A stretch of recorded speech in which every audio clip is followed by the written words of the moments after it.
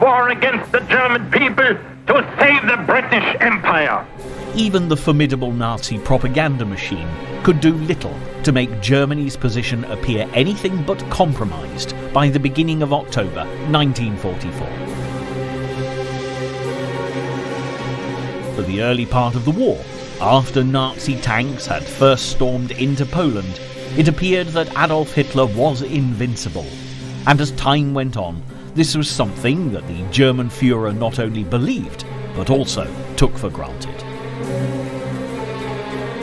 But ever since the Americans had entered the war to fight for the Allies, after the Japanese bombing of the US naval fleet at Pearl Harbor in December 41, Hitler and his axes of evil had been put under increasing pressure on a global scale.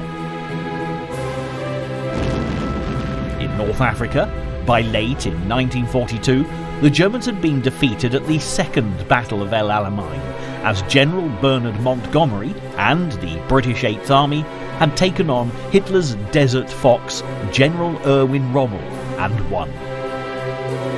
Montgomery's determination was equal to anything shown by the Germans to date, as typified on the eve of an earlier battle, when he had destroyed all contingency plans for withdrawal, telling his officers, "If we are attacked, then there will be no retreat.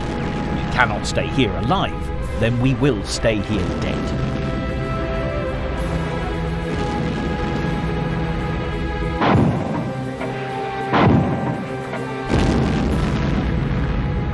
It was this remarkable fighting spirit that was beginning to shine through for the Allies, whether fighting in the European or Pacific theatre of war, that was making all the difference. The tide was fast turning against Hitler.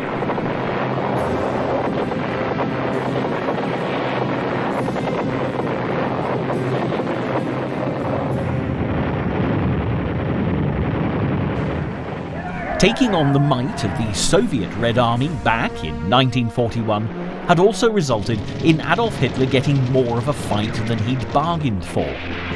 His plans to defeat Russia quickly and decisively through the summer months before the onset of the bitter Soviet winter were dashed as the invading Germans faced fierce resistance. By February 1943, the German Sixth Army had been completely destroyed after the Battle of Stalingrad. And at the Battle of Kursk later in the year, for the first time, the Nazis' devastating blitzkrieg tactics failed. Elsewhere, after the Allies' triumphant progress in North Africa, Operation Husky targeted Sicily, before pushing on to make a bid for mainland Italy. But by this stage in the war, Adolf Hitler's health was deteriorating, along with his military judgment. It's been suggested that he was already suffering from the onset of Parkinson's disease, and the Führer's public appearances became less and less frequent. However, Hitler's position and that of his Axis compatriots was about to face the biggest threat to date, as an Allied invasion force set out from the south coast of England to liberate France and start the push for Berlin. D-Day, June the 6th, 1944, was a major turning point. Had things not gone in the Allies' favour, the outcome of World War II might still have resulted in a Nazi victory.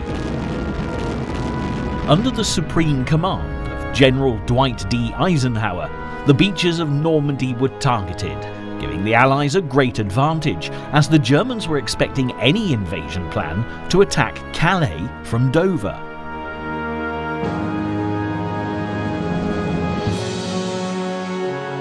With the Americans securing the Cherbourg end of the coast, landing on the beaches codenamed Utah and Omaha, the British and Canadian forces came ashore at Gold, Juno and Sword, pushing Operation Overlord towards Caen.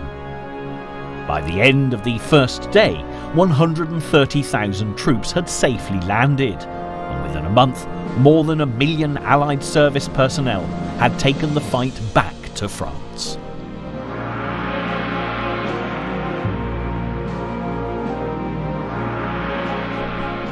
Even so, The Allies met pockets of German resistance, and despite the success of D-Day, Hitler was not going to give up without a fight. And as the summer of 1944, one of the most unseasonable on record, gave way to autumn, the Allies were all too aware that they still had a long, bitter and very dangerous fight ahead of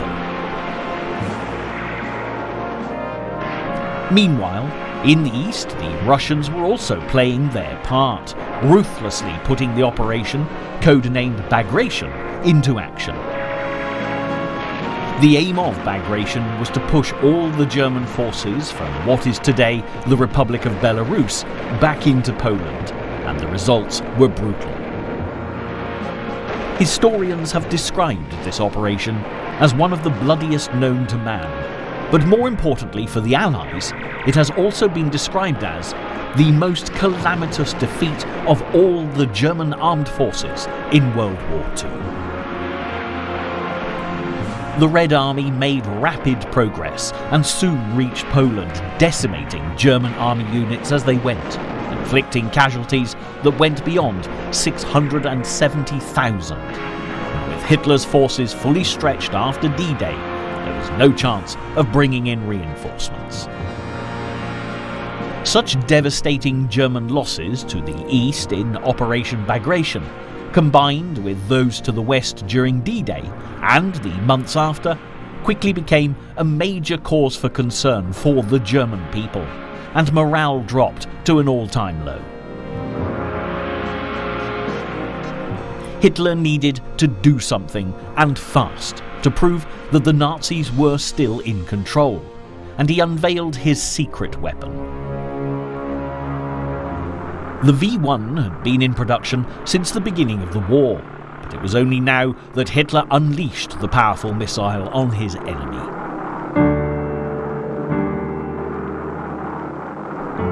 The great advantage of the V1 was the fact that no pilot was required, and once launched, the precise technology would track the target and detonate with deadly accuracy.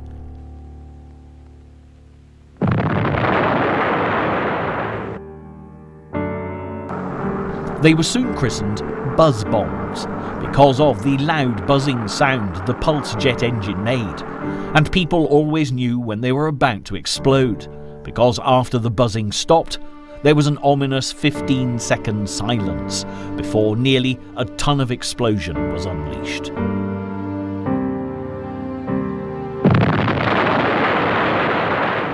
Hitler focused the V1s on London, where immense damage was caused.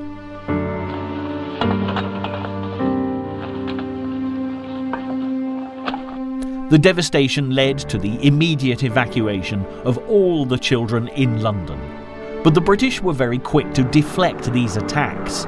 Out of the 2,452 that were launched, the RAF managed to shoot down over a third. Also, a reporting blackout by the British press meant that the Germans had no idea how successful the attacks had been. And although deadly, Hitler's secret weapon had come too late to win him the war.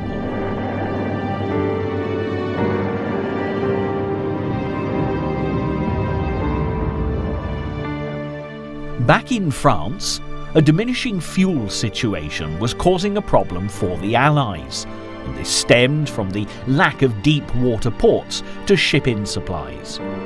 Montgomery, now enjoying the rank of Field Marshal, was busy in the north, planning an advance into Germany from Belgium. But Eisenhower advised him to turn his attention to the port of Antwerp in order to open up a useful shipping harbour, which would improve the Allies' overall position. Montgomery, although adored by his men, had a reputation for being difficult to command, and went ahead with the advance he had planned, using the excuse that Eisenhower's strategy needed a combat supply, which was, at the time, unfeasible.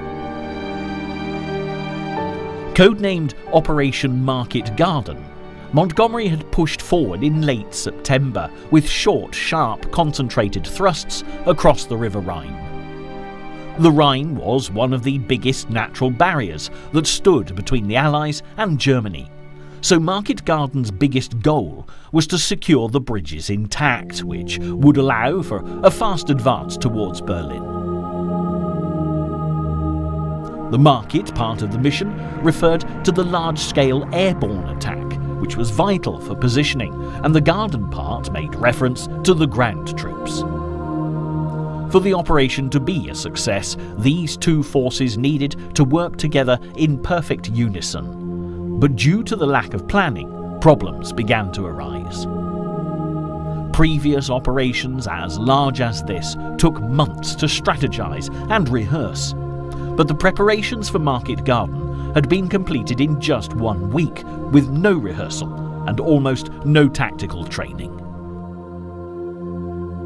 Other commanders were concerned about the unpredictable operation, but Montgomery stubbornly stuck to his guns, even when shown photographic evidence of menacing lines of tanks very close to some of the landing areas, which he dismissed as being non-serviceable.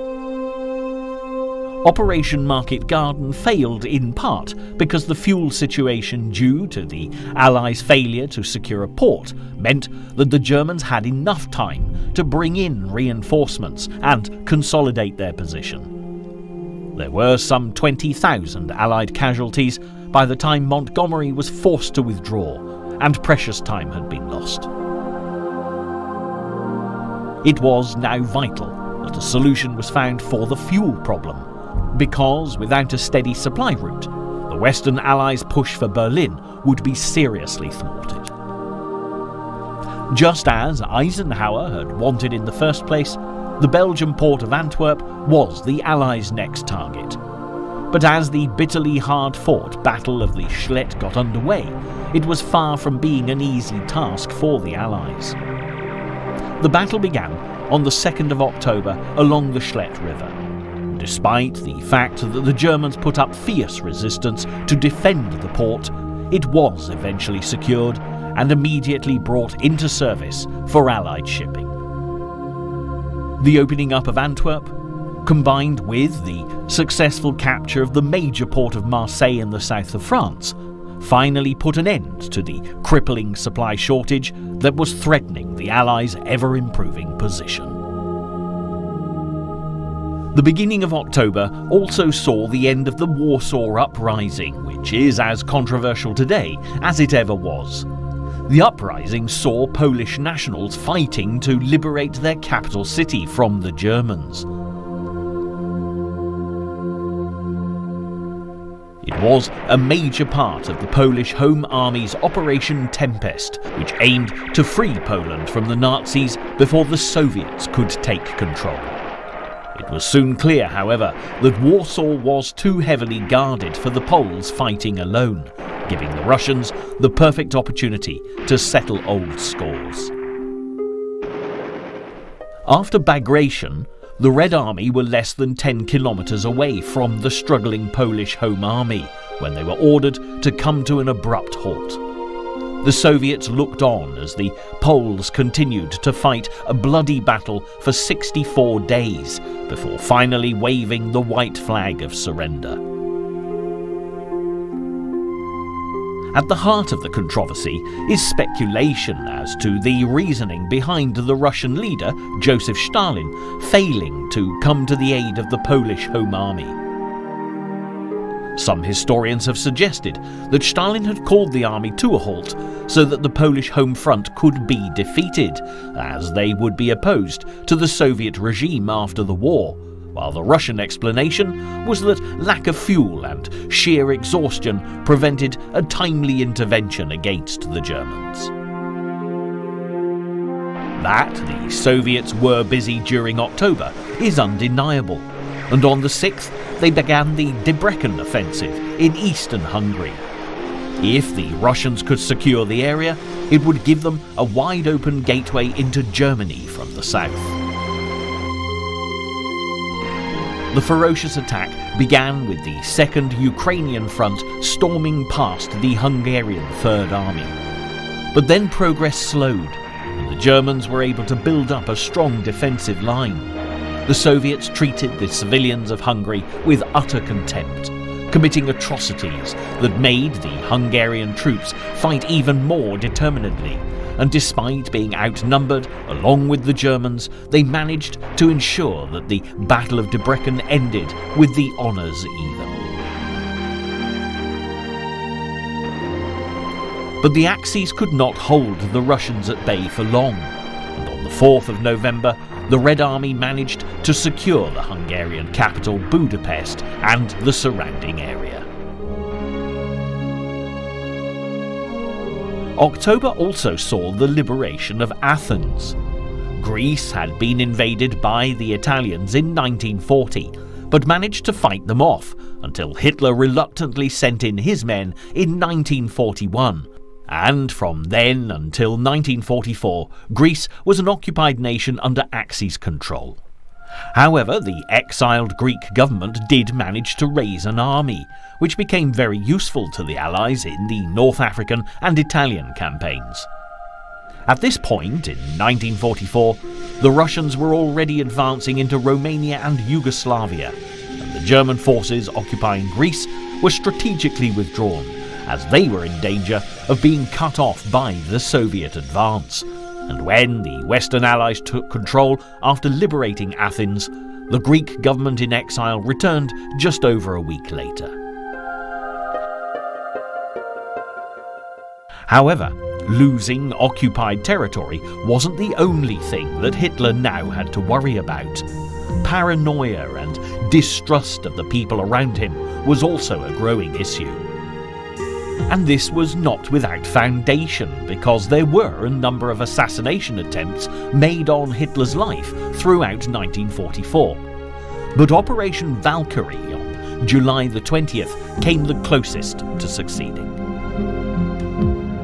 The attack was carried out by Klaus von Stauffenberg, an officer on Hitler's personal staff, who used his privileged position to get close enough to plant a bomb at a meeting the Führer and his highest-ranking officials were attending. Von Stauffenberg watched the huge explosion before returning to Berlin to take charge of the next stage of the operation. But the news quickly reached him that Hitler had miraculously survived. It was only a matter of hours before von Stauffenberg was hunted down and executed. But the extensive investigation to find anyone who was involved was only just beginning.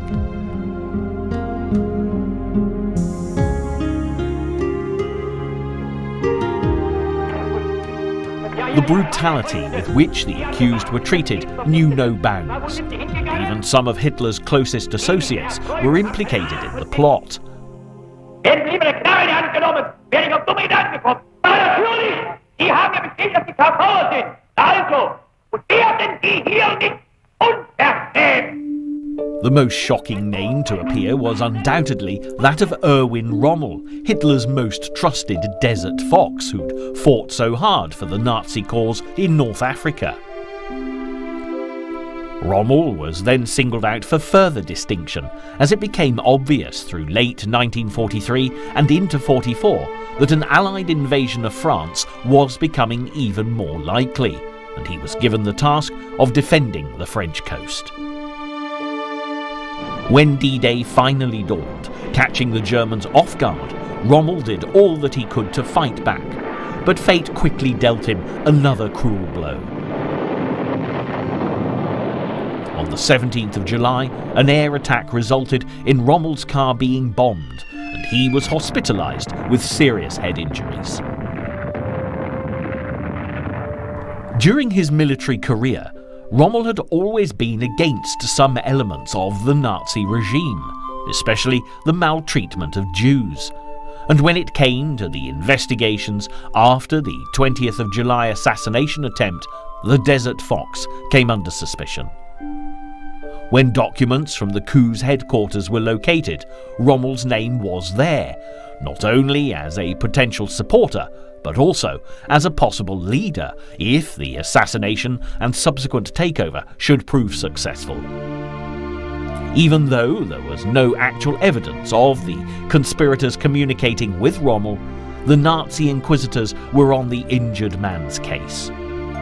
Unfortunately, While Rommel had been recovering in hospital, he'd spoken out about his dissatisfaction with elements of Hitler's regime, and this was counted as positive evidence that he was a traitor to the cause.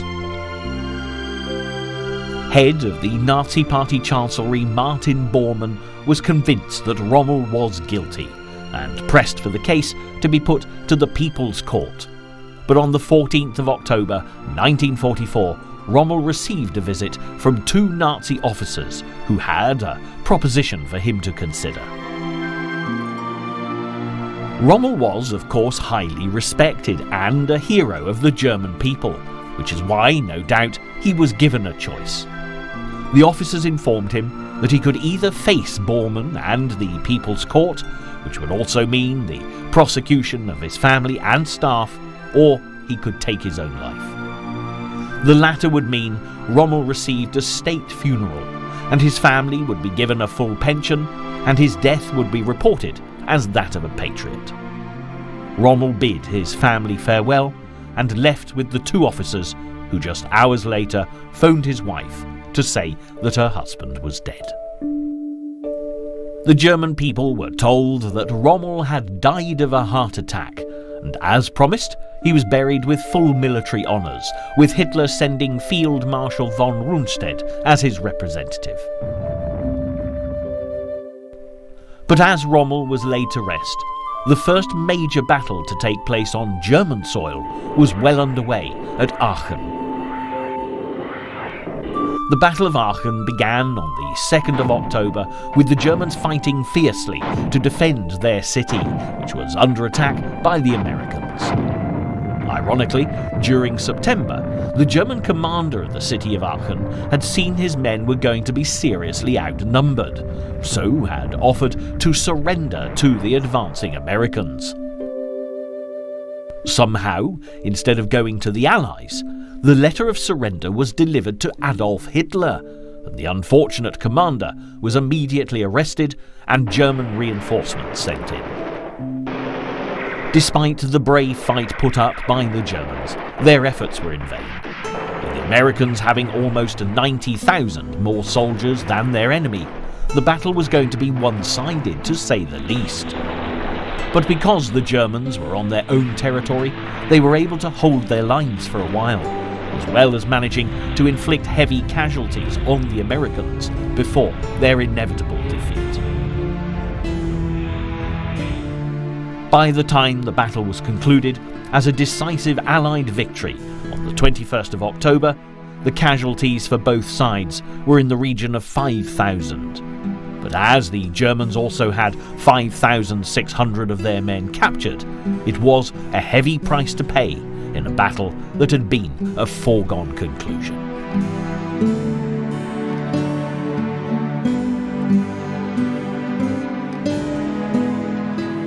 October really was a key month, and it wasn't only in Europe that there was heavy fighting. In the Pacific, the Americans were at last beginning to make headway against the Japanese. The battles fought between 1943 and 44 were forcing the Japanese away from the relative security of their South and Central Island bases.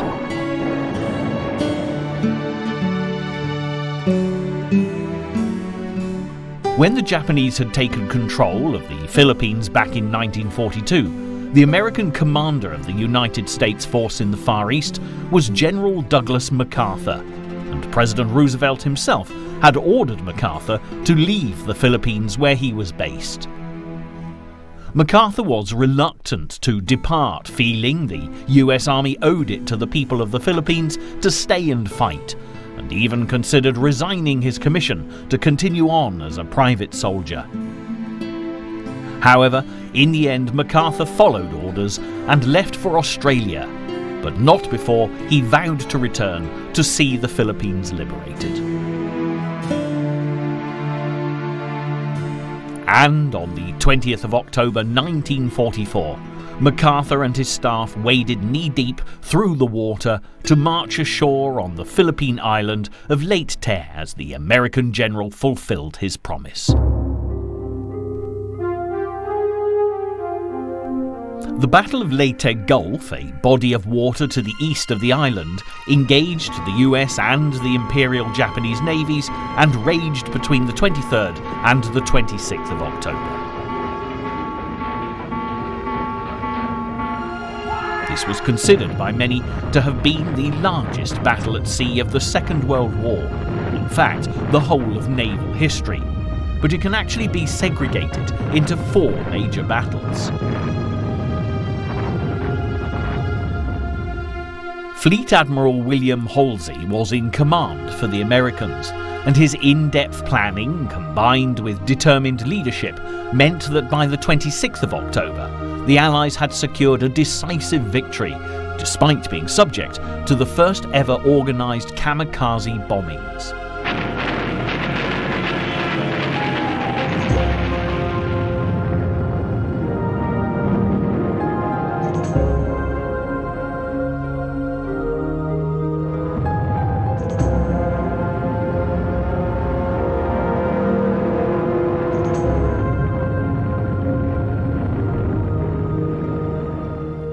The troops now fighting for the island of Leyte would be safe from a sea attack, and although there was still some way to go, the tide in the Pacific was definitely flowing in favour of the USA.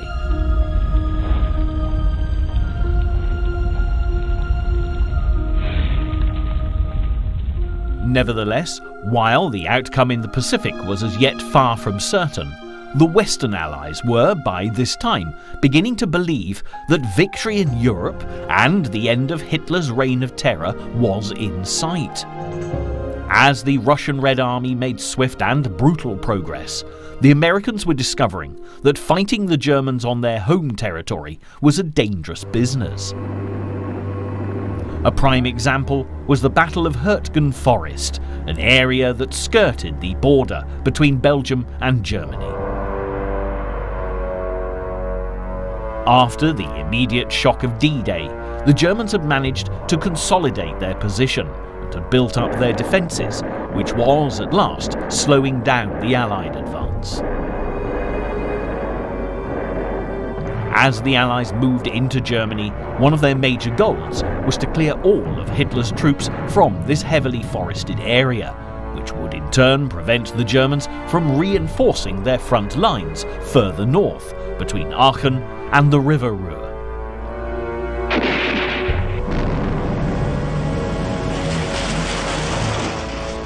The engagement began on the 19th of September and became the longest running battle on German ground in World War II. It was also destined to become the longest battle in US history, and as matters would not be concluded until February of 1945, these really were the early stages.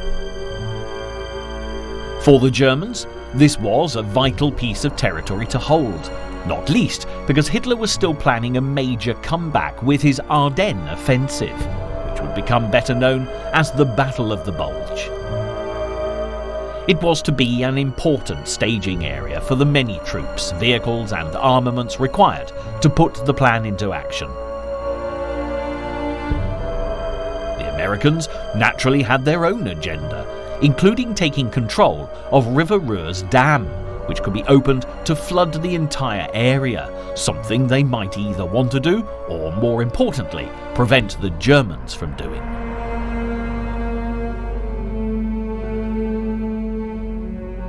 On October the 5th, in a first major phase, the US 9th Infantry Division attacked the town of Schmidt, which was a significant link in the German supply chain. The battle was fierce, with both sides needing to hold their position, and it wasn't until October the 16th that the struggling 9th Division was reinforced. In just 11 days, 4,500 American troops were lost, serving notice that the Germans were far from beaten, and as a result, the Allied reinforcements came thick and fast, capturing Schmidt by November the 3rd. As well as determined German resistance, the terrain was also difficult, with Ardennes being an extremely dense conifer forest with hardly any roads, restricting vehicle access.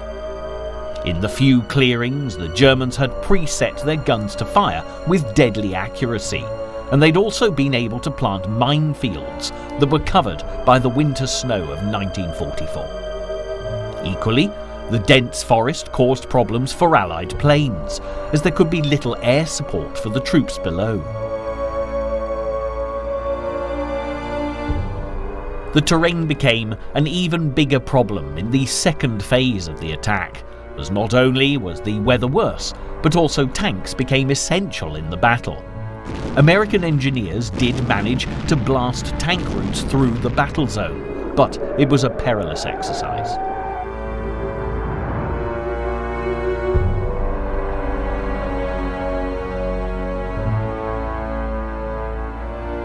While the battle continued, the weather and fighting conditions deteriorated, and many lives were lost simply as a result of frostbite, trench foot, and sheer exhaustion.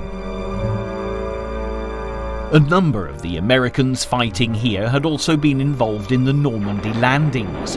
Some who witnessed the bloody battle for Omaha Beach, where over 3,000 troops were slaughtered, commented that by comparison to the Battle of Hurtgen Forest, Omaha had been a walk in the park. Out of the 120,000 American troops involved at Hurtgen, some 33,000 were killed or incapacitated. And although it resulted in an Allied victory, it was very costly, especially when you consider that German casualties were less than half those suffered by the Americans. As time went on, although the capture of Antwerp and its large port had improved the supply situation, getting fuel through to the Allies was continuing to be problematic. The Nazis were still occupying the surrounding areas, and Walker in Ireland, with its vantage point overlooking the Scheldt estuary, was guarded by the German 15th Army. Field Marshal Montgomery gave instructions that the Scheldt area was to be targeted, and Operation Infatuate was put in place, with the task of removing the German threat to the Allied fuel supply route given to the 1st Canadian Army. The bombardment of the German defenders began at the end of October, but it wasn't until the 1st of November that the Canadians actually landed on Walker in Ireland. But the Germans continued to put up a fierce fight until slowly but surely the Canadians cleared each section and the final phase began on November the 8th. After days of heavy fighting, some 40,000 German troops from Walker in Ireland and the surrounding area surrendered as the Canadian soldiers completed their mission. By the end of November, the port of Antwerp was fully functioning, and the Allies' fuel supplies were no longer in question. Shortly after the Allies' amphibious landings at Walker in Ireland, other ports were also captured, and as the numbers rose, the stronger the Allied position became.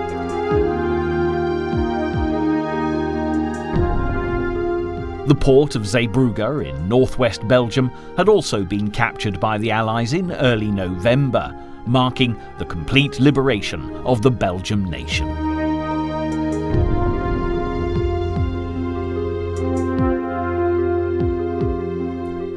It was certainly bad news for Hitler and his dreams of a 1,000-year Reich, but the German Führer was still not ready to give up his dreams of world domination. Once more, he turned his attention to attacking Great Britain as he unleashed the new improved V2 missile on London.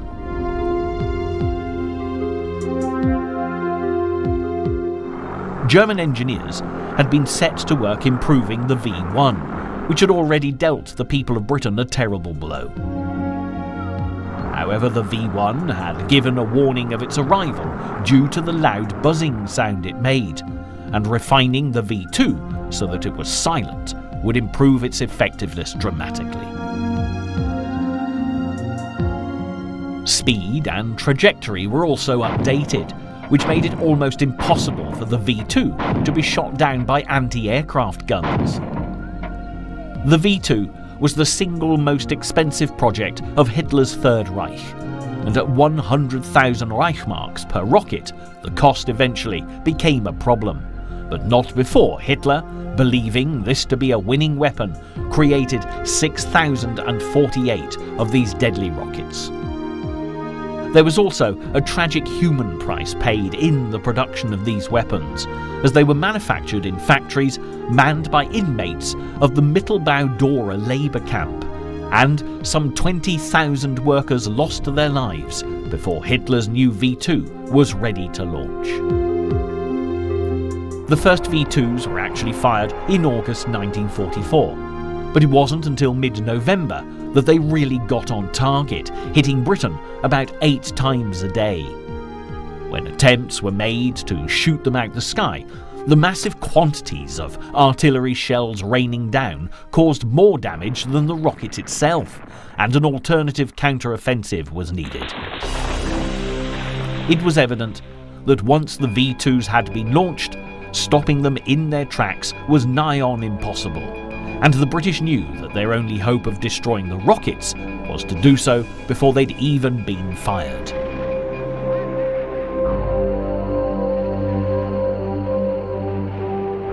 At first, the RAF attempted to bomb the mobile V2 launch sites, but this proved to be prohibitively costly at a time when conserving valuable resources was of vital importance. The next plan put into operation was to misinform the Germans about the directions in which to launch their weapons.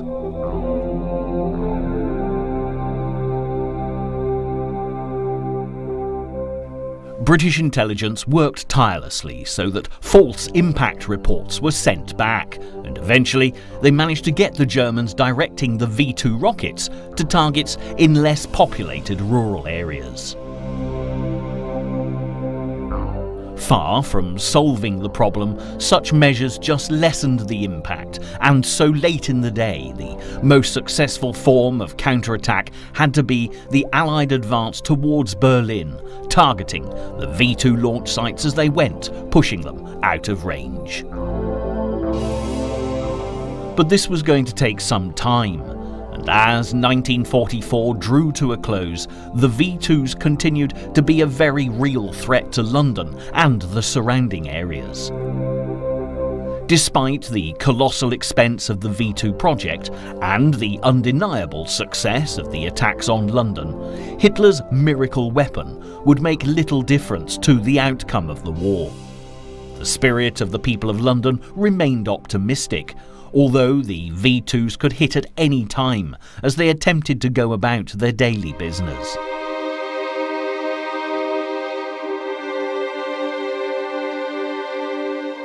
More than 150 shoppers and staff were killed in a single V2 explosion at a Woolworths store, and in total the V2s claimed the lives of 2,754 British civilians and injured a further 6,500. As a device for punishing his enemies, Hitler's V2s were certainly effective. But when it came to convincing his supporters that the Axis powers could still win the war, despite hitting target after target, the V2s fell short of the mark. It was now obvious that the Third Reich was crumbling, and even Hitler's highest-ranking officers were beginning to realise that all hope was lost. But like a wounded animal, the Nazi war machine could still inflict terrible damage and destruction.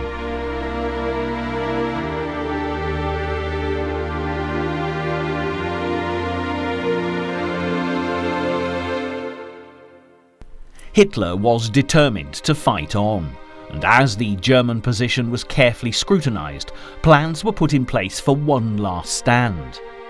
But it would be a huge undertaking for the remaining troops. They were short of manpower.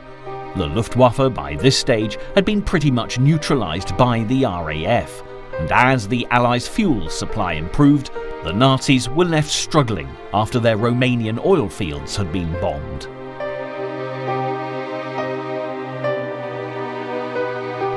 Hitler knew that he needed to do something big, Even as he became daily more irrational, he would have realized that an outright victory was impossible. But he did believe that he could defend Germany in the long term if he neutralized the Western Front in the short term. As had already been proven, the depleted German units were no match for the brutal Russian Red Army, as their numbers were far too great. So Hitler turned his attention to a plan that would split the Allies, highlighting the difficulties they would face negotiating post-war agreements. He especially wanted the Americans and the British to splinter away from the Soviets, and he also believed that the tensions between Montgomery and the American generals could be exploited and used to his advantage. In his desperation, Hitler believed that all he needed to do was buy enough time to produce bigger and more powerful weapons. So plans for a major offensive were drawn up. The military strategists offered many potential operations to Hitler, but only 2 were put forward for serious consideration. Both targeted the US Army, as Hitler believed that the American public, who'd been reluctant to back Roosevelt's plans to enter the war in the early days, would demand the withdrawal of their husbands and brothers from the European conflict if they were to sustain heavy losses and be defeated in a major battle. The first plan called for a 2-pronged attack on the American troops in Aachen, with a further mission to encircle the US 9th and 3rd Armies as well. Eventually, it was rejected, as there was little chance of it causing an Anglo-American split.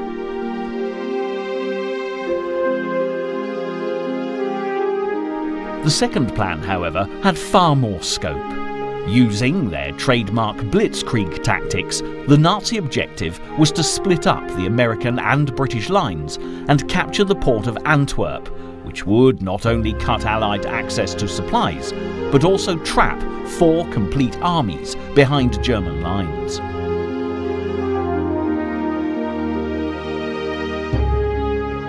The operation was given the menacing title, The Watch on the Rhine, but it was destined to be recorded for posterity as the Battle of the Bulge.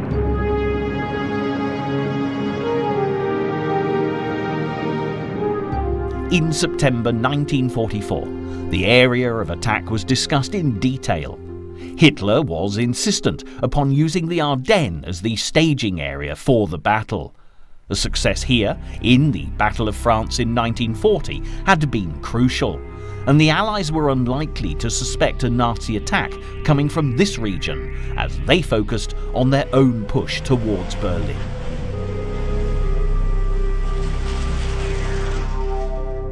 Many of Hitler's commanders were against the Watch on the Rhine for a number of different reasons. Some felt that the mountainous terrain was simply too challenging. Others were concerned that if the weather was clear, then the powerful Allied air presence would be able to target the German ground forces with incredible ease. And with the Luftwaffe not able to compete in the skies, the plan would stand little chance of success. Even the commanders put in charge of the operation also had doubts.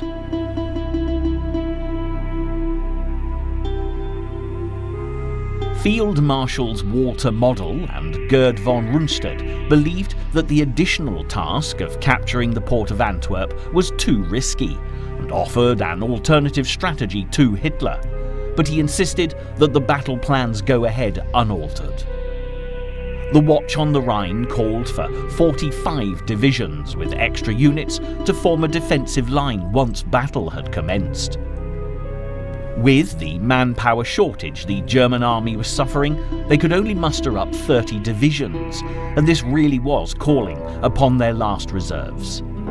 Full divisions of war veterans and young recruits were grouped together that, if matters hadn't been so desperate, would have been dismissed as unfit for active service. This really was Hitler's last chance to salvage anything from years of fighting, and he had no choice but to risk all. the Nazis' diminishing fuel supplies was certainly a hindrance, and even pushed back the commencement date from November the 27th to December the 16th. But this was the very latest date possible if the attack on the Americans was to stand any chance of succeeding. Hitler could not afford for there to be any more delays. German intelligence had carefully calculated that the most likely date for a Soviet attack to open up the road to Berlin would be December the 20th. The watch on the Rhine had to have started before this date, because Hitler was banking upon Stalin stalling his advance in order to see what the outcome would be if the Americans were attacked. It had been some time since the fates had smiled upon the Germans, and for this operation to go their way, luck would need to play its part. To begin with, the thick fog that blanketed the war zone was very good news for the Germans, as it meant that the Allies' air support could play little part in the battle.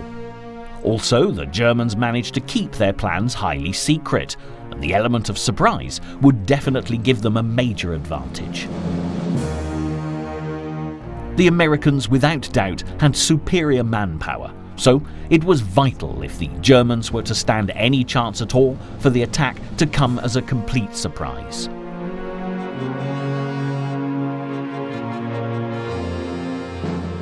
Since von Stauffenberg's assassination attempt on Hitler's life had nearly succeeded back in July, security had been tightened. But matters concerning the Ardennes offensive were tracked and controlled to prevent any information whatsoever being leaked to the enemy. Helpfully for the Germans, the French resistance didn't stretch as far as the Ardennes, which meant that the Allies couldn't rely on their local knowledge to pick up what was going on, and German radio traffic was kept to an absolute minimum. Instead, telephones, telegraphs and teleprinters were used by commanders to organise manoeuvres and communications, which meant that one of the Allies' most valuable assets to date, Ultra, which usually intercepted all German operations, became almost useless.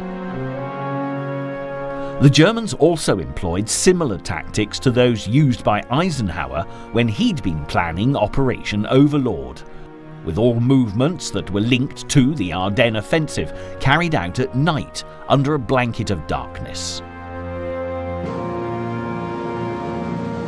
However, despite the lengths that the commanders went to, word did reach Allied intelligence of a possible large-scale German offensive operation.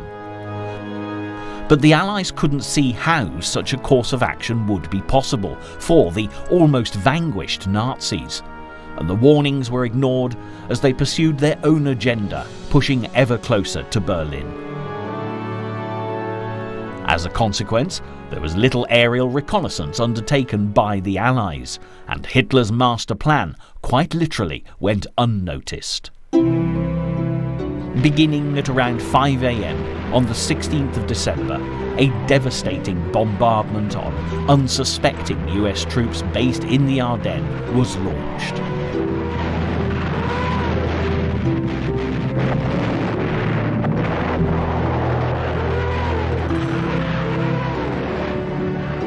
All the Nazi divisions scheduled to join the attack followed on, and by 8 AM the battle was well underway.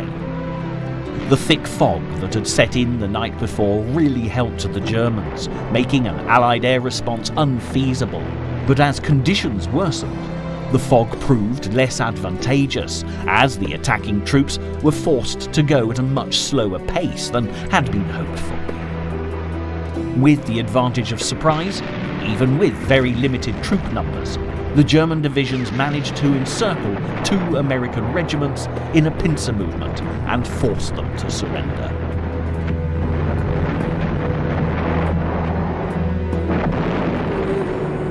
All around, the fighting intensified, and the violent battle continued as the weather got increasingly worse. The German advance slowed yet further. Everything started to fall behind schedule, And as the Americans were now all too aware of what was happening, while retreating, they blew up bridges and fuel dumps along the way, which slowed the Germans' progress even more. For the Germans, anger and frustration resulted in the captured Americans being treated with utter contempt. Bloody massacres became commonplace, as Hitler issued orders for his troops to fight the battle with brutality in order to scare their opponent. And even though the end of the war was in sight, thousands of Americans would be slaughtered in the Ardennes. Just a day after the operation commenced, the Germans captured a US fuel station near the city of Malmedy, and as they moved off, they encountered a small group of American soldiers, who after a brief battle surrendered. These troops, along with the POWs from the fuel station, were herded into a field and shot, a cowardly and gratuitous act of violence with no advantage gained by the Germans whatsoever.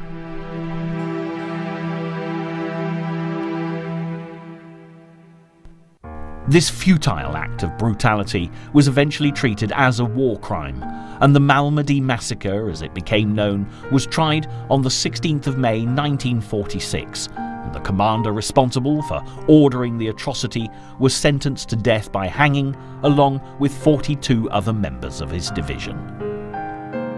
What's more, the occurrence of the Malmedy and similar massacres in the last weeks of 1944 did have a negative impact on the perpetrators. As news reached the Americans fighting throughout the Ardennes, they became more determined than ever to withstand the German attack. A case in point was when the Germans managed to encircle the Americans in Bastogne. Brigadier General McAuliffe, the US troops commander, received a letter from the Germans demanding an immediate surrender. To the United States Army Commander of the encircled town of Bastogne, the fortune of war is changing. There's only one possibility of saving your encircled troops from total annihilation. That is the honorable surrender of this town. If you reject our proposal, 6 battalions are ready to annihilate you and your troops. All the serious civilian losses would not correspond with the well-known American humanity. What is your answer? Nuts. McAuliffe's one-word reply, nuts, went down in history. And although the Battle of Bastogne raged on, Hitler's dream of a famous last stand that would at the very least salvage some Nazi pride began to fade.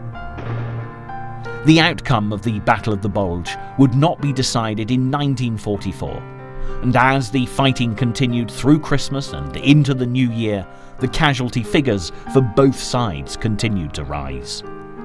1945 was destined to bring peace to the world shattered by war. But as the push for Berlin and Hitler's ultimate defeat continued, the days of Roosevelt, Churchill and Stalin working together as allies were beginning to draw to an inevitable close.